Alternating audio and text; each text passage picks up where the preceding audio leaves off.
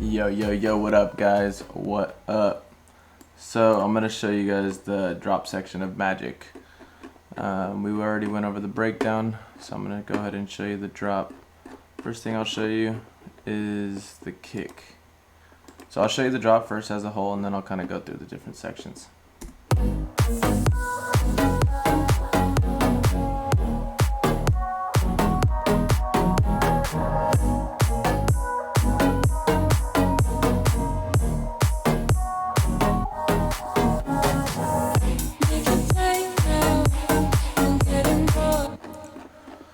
Okay, so yeah, we'll start with the kick. Just a basic kick. Let me see what I got going on here, dude. So I cut it short. So that's a little tip for you guys. Here, let me show you. Make unique, so it doesn't affect the kick I already have. So really, the kick was like this. It was a bigger kick, as you could see, and it got in the way a little bit of the bass line, so I had to cut it short. There's a bunch of different ways you can do that, but the way that I use this time is just to shorten it like this. You could also do like a volume automation too, which I never do, but it's another method you could do, which would be like this. Go right here, go to click on volume. It'll give you the automation clip, and you can also have the volume come down at whatever point you want it to. So get shorter, maybe even a little shorter. Let's see. So yeah, that's another way of doing it. Obviously you can kind of shape it how you want, but that's a method that I pretty much never use, but it is a method if you're really trying to get real technical with it. So yeah, so what I did is shorten up the kick. What else did I do to this kick? Let's see.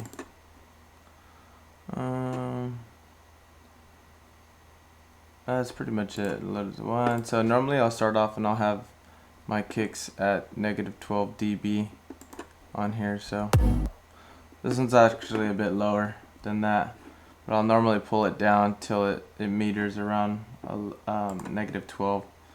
But yeah, not much going on with the kick. One recommendation I can give to you guys as far as kicks, once you're done with the track, go back and then just start putting in different kicks and just see what works. Like just go through your kicks, your kick bundles that you got, and let's see, just go through them and then try different ones. So throw them in the project and swap them out for this kick. So for example, like this, all you do is make a new section right here, and just obviously it follows the exact pattern, and then just have it do the exact same pattern as that kick. Just turn off this one and then kind of just see how it is in the track. It might actually sound better than the kick that you already have.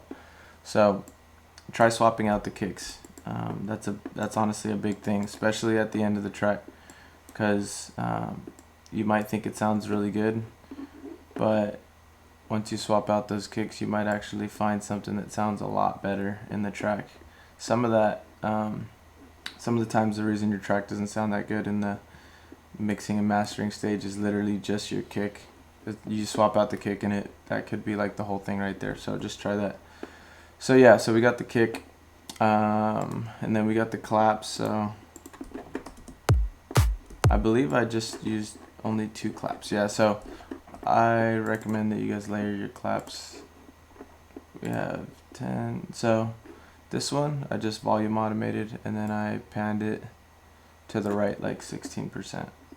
And then I think the other, yeah, I think they're both connected to, this one's connected to 36. What did I do? So this one I just made wide, pretty stereo shaper, and then have I think I have it connected to, yeah, so I have it connected to 10, just so if I need to bring the volume down, I could just use one knob. So yeah, it looks like I just have 2 claps going on this track. Normally, yeah, I never have just one. I normally have 2, 3, or 4 claps. So yeah, that's the kick and clap. And then right around like the 4th bar of the drop, I always like to throw in like little sounds to make it more interesting.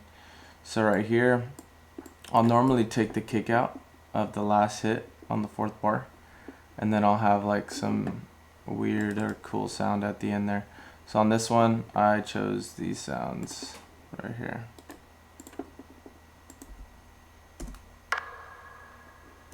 So it's like a mallet or something, I don't know. And then it seems like I reverb the hell out of it. Yeah, so I got a lot of reverb on it, and then just cut out the lows probably, yeah. Cut out the lows, and this, what is this one? Let's see. So just some weird little percussive hit. And then I think this one, did I also reverb it? I don't know. No, this one's just dry. But in the track it sounds like this. It just gives it, it just makes it a little bit more interesting. So it's very faint. You can't even really hear it almost. But yeah, but it does add a little something to the track. So that's the kick and clap. I always like to have the downlifter hit not on the first hit, but on the second hit. I don't know why, but it just adds more energy. For example, let me show you the difference. Let me make sure. Okay, so check it out.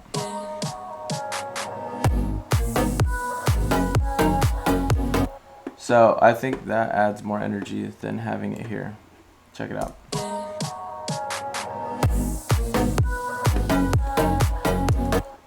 Yeah, I don't know. It just doesn't hit the same for me. Just doesn't hit the same. So Cashmere, you guys know what's up. 32. So Nicky Romero sidechain. This is like my favorite sidechain plugin. It's so easy. Everybody uses it. Everybody uses it. Cut the lows.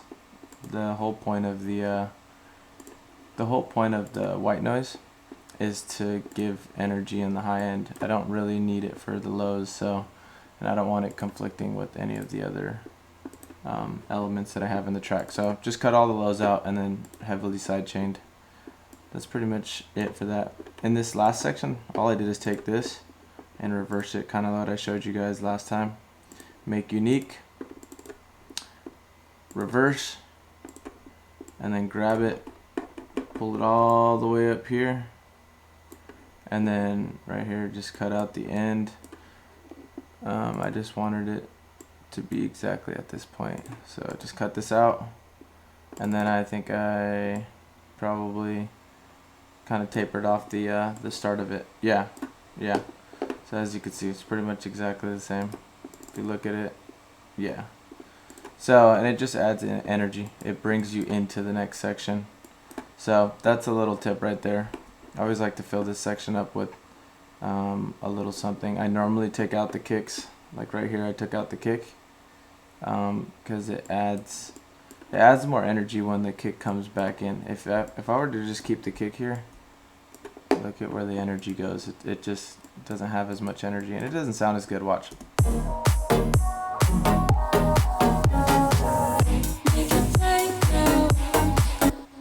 Versus this, where it goes away and then it comes back.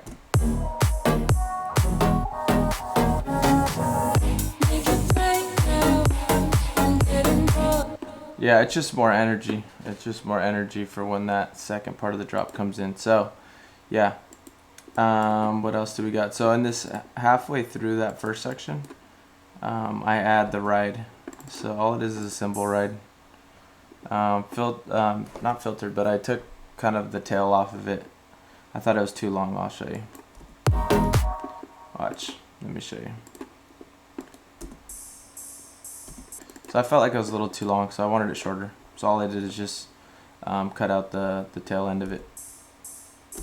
So it's a little bit just snappy. What do we got? 18. Do the kickstart with this.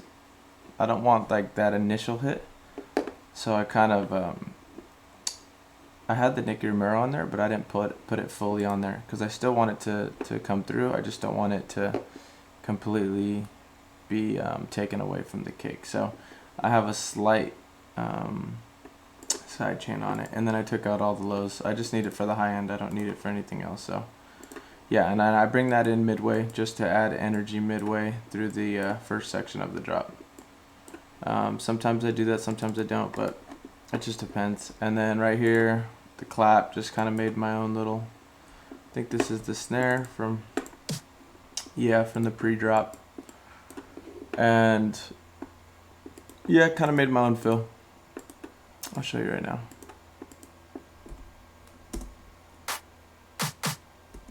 Yeah, so nothing crazy going on there. Very simple, but it works. Also have this effect. So yeah, I love using a lot of transitional effects, the sections right before the next section. So this would be the end of the first section of the drop. So I like to use sounds like this. Normally I put a lot more actually. This track is fairly basic, but this one I think it just worked perfectly.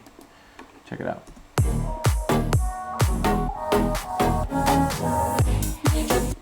Yeah, so with that it's just trial and error, grabbing different stuff, throwing it in there.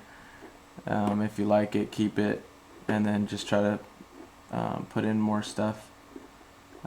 This one actually is simple as far as that. I didn't really add too many. Normally I have like maybe 3 or 4 of those kind of effects there, but I didn't in this track. What do we got? So let's go over the, this is the bass. So actually doesn't sound that good in my opinion, like alone. Like if you just listen to that, I don't really like how that sounds actually. But in the track it sounds good.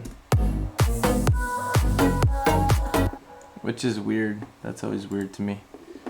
Alone, something sounds weird, but if it's in the track it actually sounds pretty nice. So there's multiple layers here. Let's see, the first one is probably the sub bass.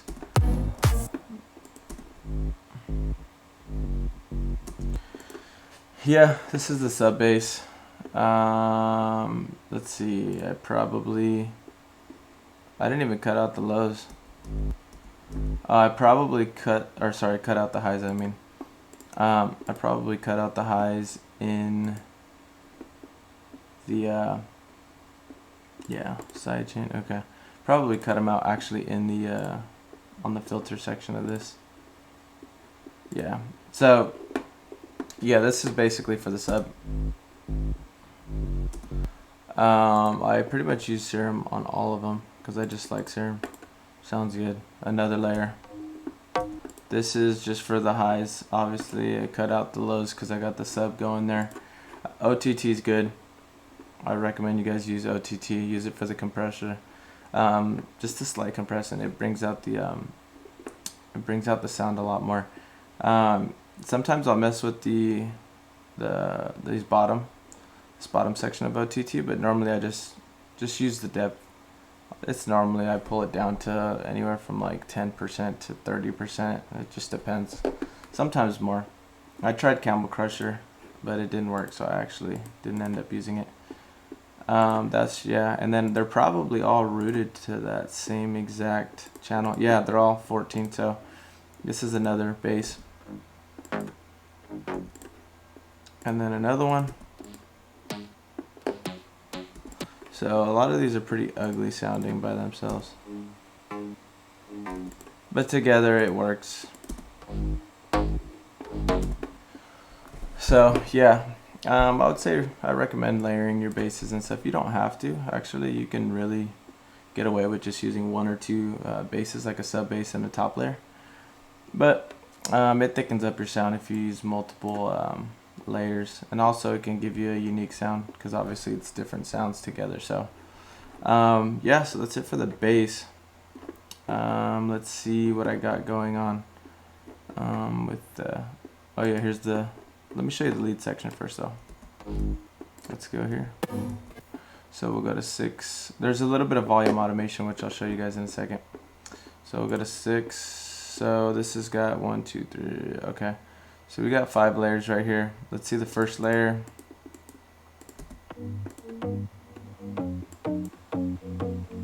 That's a nice sound. This is a preset from Who's Pack Zen. Selected his selected presets. Yeah, it's a really good sound. Love this sound actually. Look how nice it sounds without any other sounds.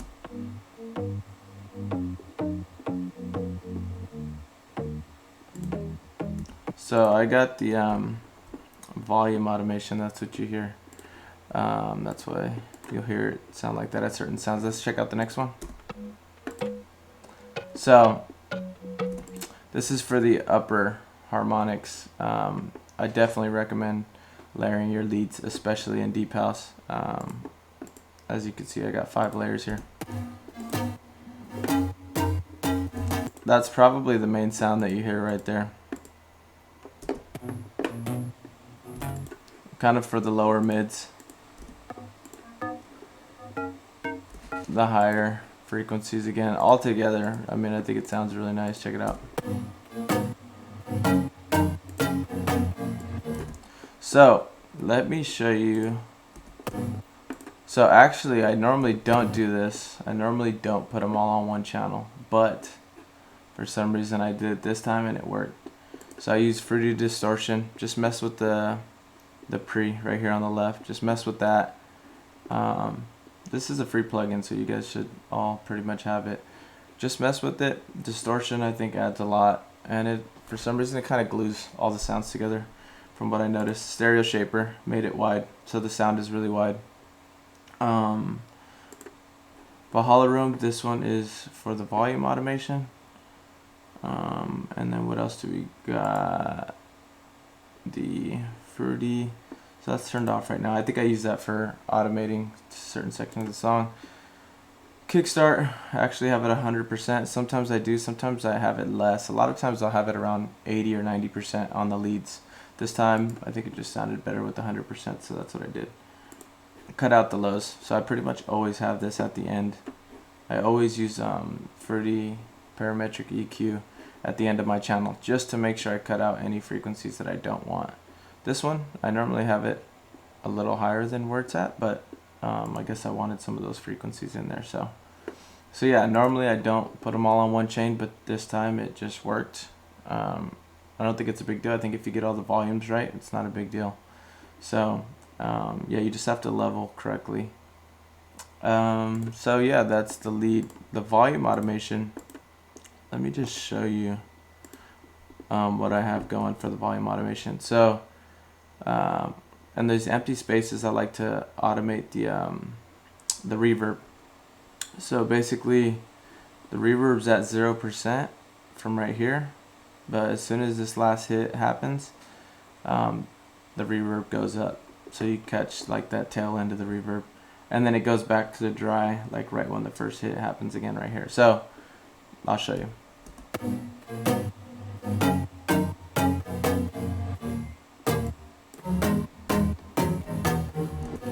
So yeah, I just do it in certain sections. Be careful, you don't want to do this too much. If you do it too much, it just sounds like cheap. It sounds like kind of beginner, noobish, amateur level.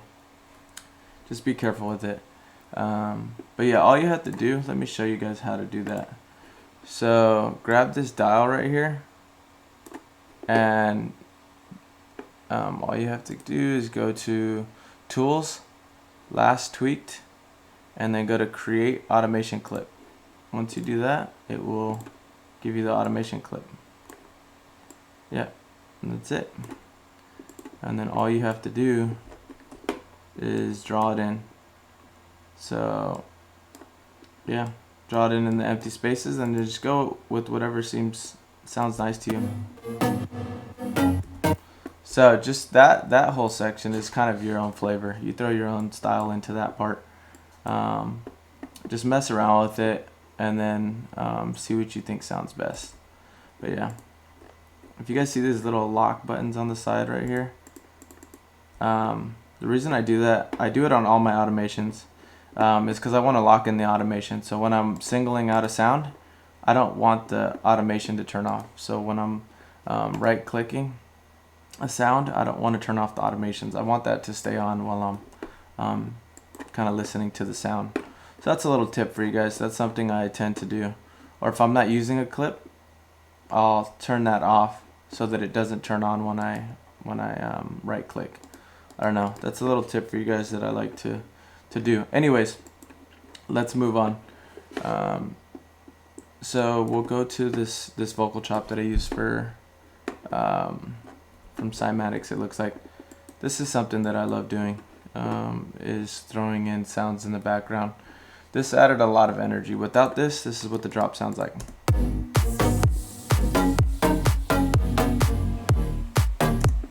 Not bad, but this adds so much energy and vibe to it. And it's in the background though. It's not in your face, but it's there and it adds something. So without, with.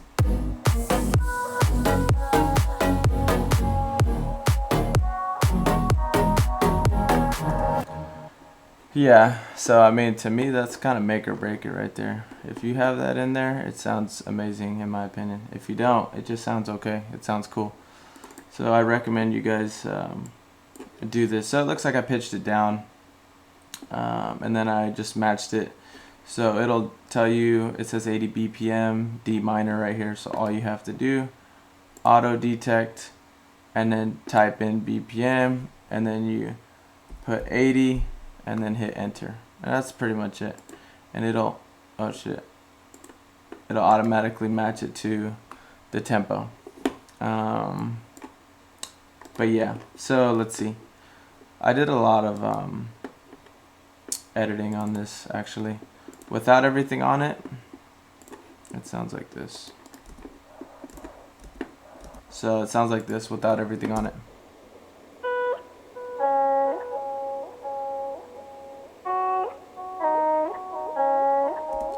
So that's what it sounds like, pretty dry. But with all the editing, it sounds like this.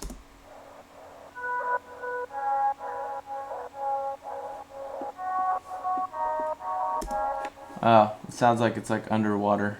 And the reason is because the reverb and also the filtering. So as you can see, I filtered out the highs and the lows, which kind of gives it this weird sound in the background, but I think it sounds great. So let's go through the effects real quick. Pretty balanced. This is just for automating the volume through the different sections. Stereo shaper. I use stereo shaper a lot for widening the sound. I want the sound to be on the sides of the mix. I just want to fill up space in the middle, and then you also want your sound to be pretty wide as well. So that's what that's doing. OTT, like I told you guys before, this one is super OTT'd. And then, oh yeah, I went over this with you guys in the last video, but yeah, crazy EQ, Valhalla room, to push it in the background, kickstart, heavily sidechained, and yes, the main thing that makes it kind of sound in the background is this right here, this EQ. If I turn it off, if I turn it on, it sounds just like further back, kind of like in a hallway or something. But yeah, that's a recommendation. If you want something to sound far and atmospheric, filter out the highs and also give it a lot of reverb. That's my little tip for you guys. So yeah, so that's that for that vocal. Now, the second part of the drop is pretty much when the hi-hats come in, and then let's see, what do I got here? So yeah, so the hi-hats, and then also this is the, okay, so the hi-hats 11, also took out some of the tail of the hi-hat, too long for me. So stereo shaper, made it wide. What did I do with this other one? Same thing, same channel. I like to put them on the same channel a lot of times, actually, the hi-hats, because I want the same editing to them. I want them to be glued together, so I like to put them on the same channel. This is something to add energy to your drop, this little vocal chant. Hey, hey, hey. So this one I got from Cashmere, or sorry, Cashmere. Magnus from Magnus's sample pack that he gave me. Yeah, and it just adds energy to the drop. So it hits on the, basically when the kick is hitting, it's also hitting. But I have it sidechained a lot because I don't want it to be too in your face. I just kind of want it to add energy, add to that kick a little bit. Cut out the lows, you don't need the lows. Yeah, so that's something I like to do on the second half of the drop because I want more energy to come in on that second half. What else did I do? Obviously the Cashmere downlifter, you guys know what's up with that. Basically the same as the first section. And the hi-hats come in. And that's pretty much it besides the vocal. I like to use the vocal on the second part of the drop. This is just the reverse of the, it's a reverse of the lead. This is how you do it. Let me just show you guys real quick. So you just want to take that first initial hit like this, go like this. So that's all you want, right? So take Edison and then record, press it. So that's all you need to do, and then you just take this, give me that, put it here, and then all we're gonna do is reverse it, reverse it, and that's gonna give you this, which will give you this. So all you do is this. You have to get the volume right and everything, but yeah, it gives you this. So that gives you that. And then I like to cut off the tail end of it to make it smoother. Just to make it a little bit smoother. So you can do it like this. Transient bleeding. What do I like to do? Smooth. So I like to smoothen it and then like this. And you can turn the volume down.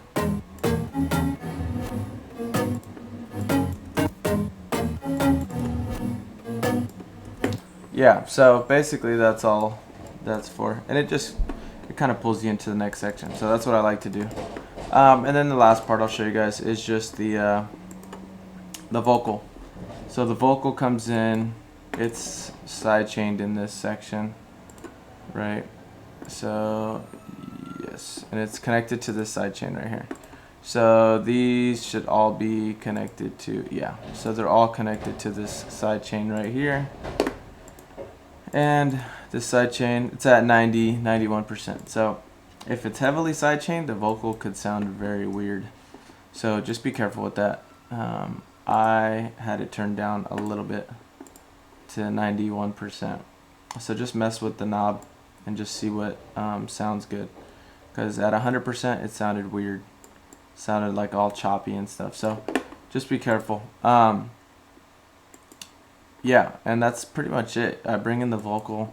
For me, I don't know. I just like bringing it in the second section. I think it adds something different in the second section, and I just think it sounds cool. Vocals, bass, and a bass line and a lead. I just think it just sounds dope.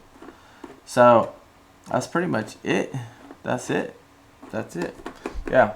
All right. That's pretty much it, guys. I'm gonna start doing a lot more tutorials. So I'll do tutorials on little tricks like automations and stuff like that coming soon. But that's pretty much it for the drop section. There will be a FLP coming out for this, so be on the lookout. That'll come out probably tomorrow. I'm gonna try to make that happen tomorrow. But alright guys, I will see you later.